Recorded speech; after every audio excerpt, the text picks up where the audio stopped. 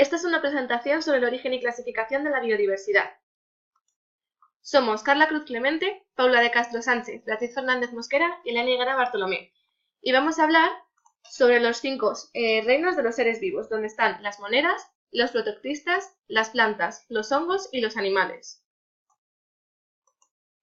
Comenzamos por las moneras, las cuales se pueden dividir en dos tipos, las arquea y las bacterias. Comenzando por las moneras, observamos que el reino monera comprende organismos unicelulares protoctistas.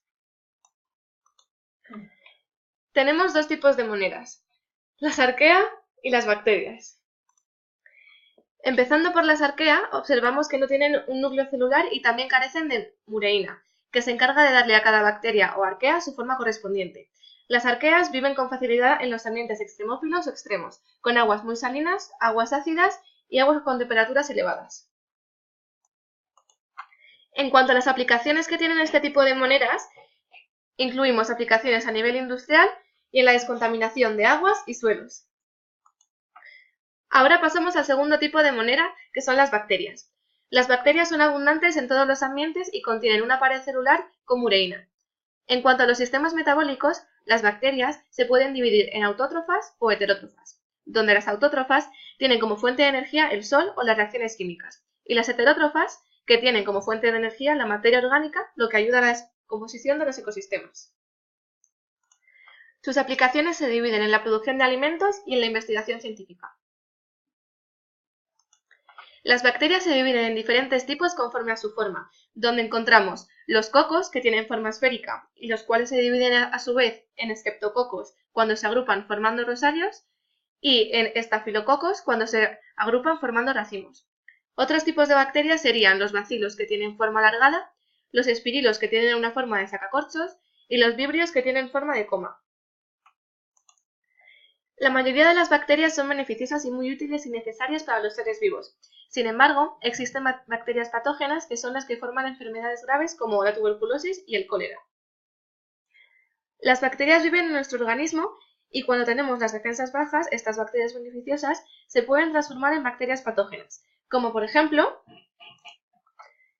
la Escherichia coli, que se encuentra en el tracto digestivo y si accidentalmente penetra en la uretra o en la vejiga provocaría una infección del aparato urinario. Ahora vamos a explicar los protoctistas, en el que explicaremos los protozoos, las algas y los mohos acuáticos. Los protoctistas son organismos que pueden presentar una estructura unicelular, multicelular o colonial, pero no forman tejidos. Su tamaño puede variar desde tamaños microscópicos como los protozoos hasta los 200 metros como las algas Kelp, y su reproducción puede ser sexual o asexual. Su nutrición puede ser autótrofa o heterótrofa, lo cual los clasifica por grupos. Los protozoos son heterótrofos por ingestión y las algas autótrofas, y los mohos acuáticos son heterótrofos por absorción. Los protozoos son organismos unicelulares heterótrofos, sin pared celular. Pueden moverse mediante pseudópodos como las amebas, cilios como los paramecios o flagelos como los tripanosomas. Viven en ambientes acuáticos o húmedos y pueden ser de vida libre, comensal, simbióticos o parásitos. En orden de sobrevivir en condiciones desfavorables, algunos forman cápsulas protectoras. Las algas presentan una gran variedad. Pueden variar desde organismos microscópicos y unicelulares hasta organismos multicelulares de gran tamaño. Las algas son los organismos que más oxígeno proporcionan al planeta a través de la fotosíntesis. Las algas se dividen en 6 grupos: euglenas, diatomeas, gamofitos, algas rojas, algas verdes y algas pardas. Las algas verdes forman estructuras coloniales, filamentosas o laminares. Las algas rojas abundan en aguas tropicales y su pared es de celulosa, agar y carbonatos. Las algas pardas pueden alcanzar varios metros de altura y sus estructuras parecen raíces, tallos y hojas. Los mohos acuáticos, también llamados homicetos, son organismos que descomponen la materia orgánica muerta, y algunos pueden ser parásitos de insectos o peces. Las plantas. Las plantas se pueden dividir en varios grupos. Por una parte, las plantas no vasculares o briófitas, y por otra parte, las plantas vasculares que se dividen a su vez en vasculares con semillas y sin semillas. El reino Plantae está constituido por organismos pluricelulares y autótrofos. Eso se debe a que dichos organismos pueden realizar la fotosíntesis. Las plantas están formadas por células vegetales. Este tipo de células presentan paredes de celulosa y almacenan almidón como sustancia de reserva. También contienen clorofila y carotenoides. Los ciclos vitales de las plantas tienen alternancia de generaciones, con una fase haploide gametofítica y una diploide esporofítica. Las briófitas o plantas no vasculares. Que no sean vasculares significa que no forman tejidos conductores de sable. Las características principales son que tienen un tamaño pequeño, viven en ambientes húmedos y no tienen raíz, tallo ni hojas verdaderas. Las briófitas se dividen en tres grupos: hepáticas, musgos y antoceros. Las hepáticas se caracterizan por tener una forma lobular, parecida al hígado, y por ser plantas pequeñas. Los musgos se caracterizan por tener cílidos o hojas falsas, caulidios o tallos falsos y rizoides o raíces falsas. Y finalmente los antoceros, el último grupo de briófitas, que son muy comunes, habitan en zonas cálidas y tienen esporas con forma de cápsulas alargadas. Las plantas vasculares sin semillas. Las plantas vasculares sí que poseen tejidos vasculares. Estas se especializan en la conducción de agua, minerales y azúcares, en sostener la planta y poseen tallos, raíces y hojas verdaderos. Este tipo de plantas vasculares se divide en licopodios y helechos. Los licopodios son pequeñas plantas que podemos encontrar en bosques templados. Los helechos son un grupo diverso de plantas que forman esporas y son mayoritariamente terrestres. Los helechos se dividen en los Psilotum y Equisetos. Los Psilotum viven sobre todo en los trópicos, tienen tallos vasculares y no tienen raíces ni hojas verdaderas. Y los equisetos o colas de caballo tienen tallos que les proporcionan esa forma de cola de caballo. Las plantas vasculares con semillas. Estas semillas son el medio de reproducción y dispersión de dichas plantas. Tienen dos ventajas respecto a las esporas, ya que tienen elementos nutritivos para la germinación y el crecimiento de una nueva planta. Se dividen en gimnospermas y angiospermas. Las gimnospermas producen semillas desnudas, lo que quiere decir que no están dentro del fruto, y el óvulo no está rodeado por una pared ovárica. Las angiospermas, más conocidas como coníferas, sí que tienen las semillas dentro del fruto y se dividen en monocotiledóneas, que tienen cotiledón, y dicotiledóneas, que tienen dos cotiledones. Vale, pasamos a los hongos, también conocido como rhinofungi. Bueno, lo primero que tenemos que saber para orientarnos un poco es que los hongos, además de la típica setita, pues también los podemos encontrar en la levadura de algunas bebidas alcohólicas, como la cerveza, el moho de algunos alimentos en descomposición, como por ejemplo en este pan, o en infecciones fúngicas en los seres vivos, como por ejemplo el pigaleta que sale aquí, aunque bueno, pueden ser mucho más graves, incluso algunas pueden llegar a ser mortales. Así como un esquema principal de lo que voy a explicar sobre los hongos: características, estructura, sus tipos, es decir, en qué se subclasifican, y la reproducción. Los hongos pueden ser unicelulares, como por ejemplo las levaduras, o pluricelulares y filamentosos, como los mohos y las setas. El reino fungi, al que hemos nombrado anteriormente, está constituido por organismos eucariotas sin tejidos diferenciados. Su nutrición es heterótrofa, por absorción de la materia orgánica previamente digerida por la secreción de enzimas digestivas. Además poseen una pared celular de quitina, es decir, que la pared de sus células está compuesta por quitina, que es el polisacárido con función estructural. Y ahora vamos a explicar la estructura de los hongos pluricelulares, que como acabo de decir son los filamentosos.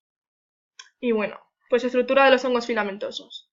La estructura de la mayor parte de los hongos pluricelulares consta de unos largos filamentos denominados hifas. Las hifas de la parte vegetativa no reproductora se ramifican y forman una masa enmarañada denominada micelio. Esta foto sería la ramificación, el micelio. Las hifas pueden ser de tres tipos: cenocíticas, tabicadas y austorios. Cenocíticas es una larga hifa multinucleada, sin tabicar o dividir, como tenemos en esta foto de aquí, cenocítica. Tabicadas, lo mismo, pero con una separación mediante tabiques transversales o septos, por eso también se pueden llamar septadas, como en esta imagen, y son células individuales. Y luego están los austorios, por último, que son hifas especializadas en la absorción de nutrientes y son características de los hongos que son parásitos. Vale, clasificación del reino fungi. Los tipos de hongos que tenemos son, en primer lugar, quitidriomicetos, que producen esporas flageladas y son los más primitivos de todos ellos. Cigomicetos, que producen esporas sexuales y asexuales. Por ejemplo, lo encontramos en el modo de los alimentos en descomposición, como hemos dicho antes, la imagen del model pan que hemos enseñado. Ascomicetos, que son las levaduras, producen esporas sexuales. Basidiomicetos, que básicamente son las setas, y tienen este nombre porque sus esporas son producidas en el exterior, en el interior de un basidio, perdón.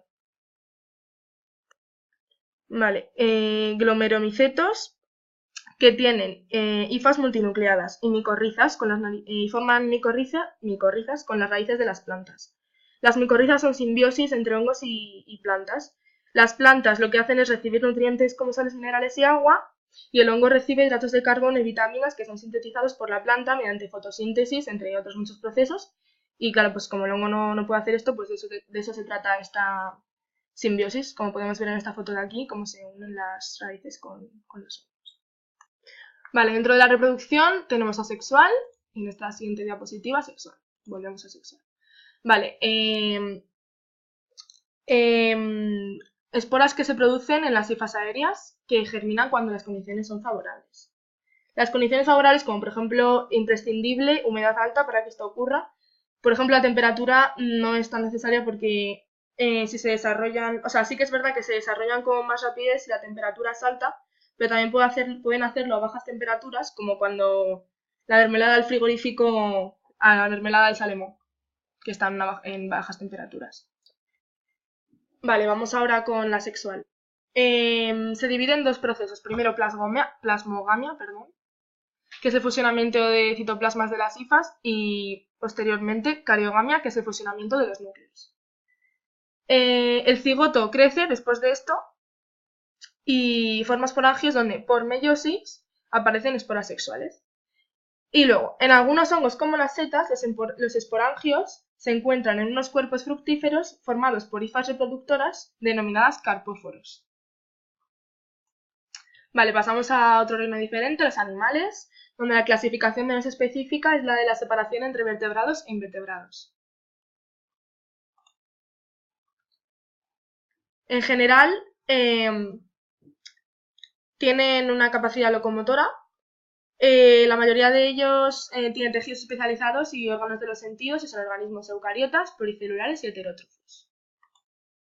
La mayoría de ellos también se producen sexualmente, y su estructura se adapta al medio ambiente. Pueden presentar simetría bilateral, como este pez, dividido en dos partes, o radial, dividido en 5 partes, la estrella de mar, o simplemente pueden carecer de ella. Vamos a proceder a explicar los invertebrados más primitivos, que son los poríferos o esponjas, los ctenóforos o los nidarios o calenterados. Primero, poríferos o esponjas. Son los invertebrados más sencillos y sus células no forman tejidos. Poseen poros inhalantes por donde el agua con alimento se dirige al atrio, que es la cavidad central del cuerpo, y llega al exterior por medio del ósculo, que es la abertura. Su rigidez se debe a las espículas y a las fibras elásticas de espongina.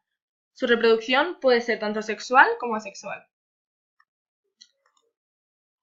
Ctenóforos, también denominados medusas peine, poseen 8 hileras de cilios que parecen peines, de ahí su nombre, y tentáculos con células adhesivas que utilizan para la captura de sus presas. Son todos marinos y la mayoría de ellos hermafroditas. Pueden producir luz propia o también pueden reflejar la que incide sobre ellos directamente. Algunos tienen apariencia de medusas, por lo que inicialmente este grupo fue agrupado en ellas. Los nidarios o calenterados.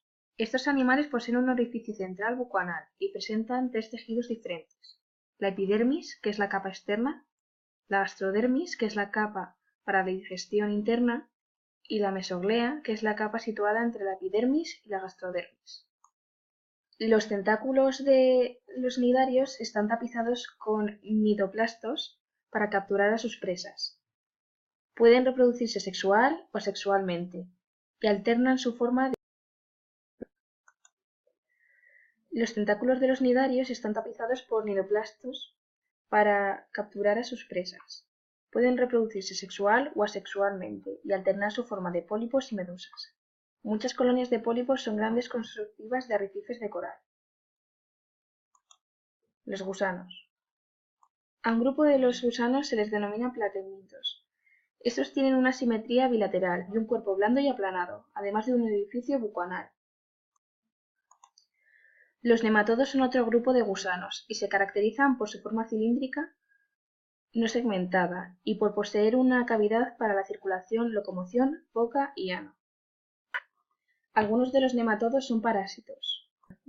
Y finalmente los anélidos, que tienen un cuerpo cilíndrico y segmentado con metámeros, que son segmentos repetidos, y la mayoría poseen quetas, que sirven para la locomoción. Pasamos ahora a hablar sobre los moluscos, que están compuestos por un cuerpo blando y pueden presentar concha o una o dos valvas, que son la parte dura y exterior de un molusco. Respiran por los pulmones o bránqueas y muchos tienen rádula, que es una estructura que se localiza en la base de la boca y concha de los moluscos. Los moluscos se pueden clasificar en bivalvos, como las almejas, los gastreópodos, que es la clase más extensa donde se encuentran los caracoles, y el último grupo, que es el grupo de los cefalópodos, donde se encuentran los pulpos, las sepias y los nautilos. En el siguiente grupo de seres vivos del que vamos a hablar es el grupo de los artrópodos, que están compuestos por un cuerpo segmentado, un exoesqueleto conformado por quitina, apéndices articulados, que son estructuras anatómicas pares que se insertan en todos o algunos metámeros del cuerpo, y muchas poseen ojos compuestos, que son agrupaciones de miles de unidades receptivas. Los artrópodos se pueden clasificar en quelicerados, donde destacan los arácnidos, donde un ejemplo serían las arañas, en unirrámeos, donde encontramos los insectos y los mariópodos, donde un ejemplo sería la libélula, y finalmente en los crustáceos, donde encontramos como ejemplo los cangrejos, las gambas, las nécoras, los langostinos. Moviéndonos al siguiente grupo, que son los equinodermos, que son animales marinos con simetría radial, un esqueleto formado por placas y tienen un sistema ambulacral, que es un conjunto de tubos y cámaras que recorren el interior del equinodermo, por donde circula el agua creando su sistema circulatorio, locomotor y respiratorio. El último grupo de seres vivos son los cordados, que poseen notocorda, que es una cuerda cartilaginosa que tienen en el dorso los animales del tipo cordados y que en los vertebrados corresponde a la columna vertebral, y se dividen en urocordados, cefalocordados y vertebrados. Los urocordados, también llamados tunicados, poseen notocorda y cordón nervioso en su estado larvario, y se asemejan a renacuajos, y en su estado adulto son rodeados por una especie de túnica. La mayoría de los urocordados son ascidias o sifones de mar. Los cefalocordados presentan una notocorda y un cordón nervioso durante toda su vida, y tienen forma de pez. Los vertebrados tienen una notocorda durante su estado embrionario, que más tarde es sustituida por una columna vertebral, vértebras óseas o cartilaginosas que rodean la médula espinal. Los grupos más importantes de vertebrados son los agnatos, que carecen de mandíbula, y los natostomados, que sí poseen una mandíbula. En el grupo de agnatos encontramos mixines y lampreas. Y en el grupo de natostomados encontramos peces, anfibios, reptiles, mamíferos y aves.